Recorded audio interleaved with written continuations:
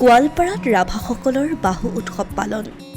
হাতে হাতে জাল জুলুকি লৈ মানুহৰ ভিৰ। চকুৰে মনিব পৰালৈকে মানুহ আৰু মানুহ। চৌদিশে সমূহীয়া মৎস্য চিকাৰৰ এক নান্দনিক দৃশ্য।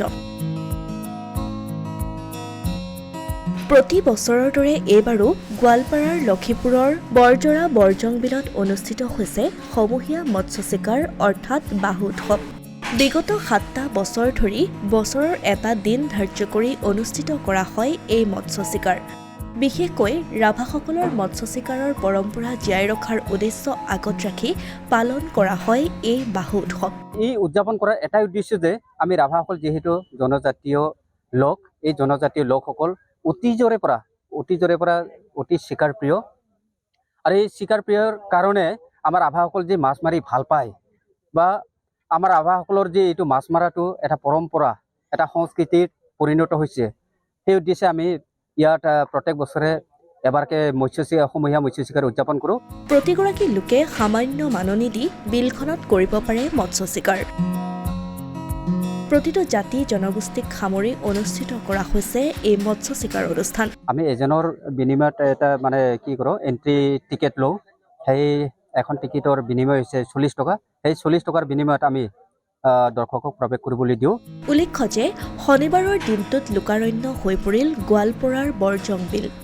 জাতি ধৰ্মভেদে অনুষ্ঠিত মৎস্য চিকাৰ অনুষ্ঠানত সহস্ৰাধিক লোকে ভিৰ কৰা পৰিলক্ষিত হয়।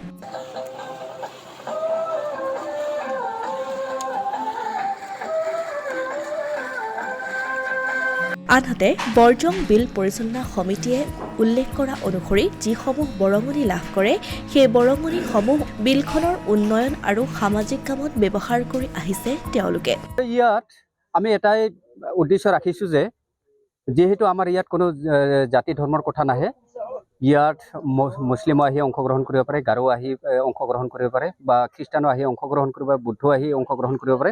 আমাৰ এটাই লক্ষ্য উদ্দেশ্য যে ইমানবোৰ সকলো জাতি জনগোষ্ঠীৰ মাজত এটা ভাতৃত্ববোধ ৰখাৰ বাবে আমি প্ৰত্যেক বছৰত এবাৰকে সমূহীয়া মৎস্য চিকাৰ এই ফেষ্টিভেলটো উদযাপন কৰোঁ। মুঠৰ ওপৰত পুৱাৰে পৰা উদুলি মুদুলি হৈ আছে গোৱালপাৰাৰ বৰজং বিল।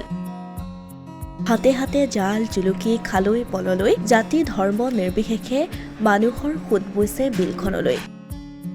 নিজৰ জাল জুলুকিত উঠাইছে ডাঙৰ ডাঙৰ মাছ।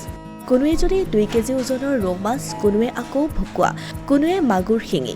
মুঠৰ ওপৰত আনন্দ উল্লাসৰ মাজেৰে সকলোৱে উপভোগ কৰে এই বাহু উৎসৱ। Asomiya Pratidin digital desk.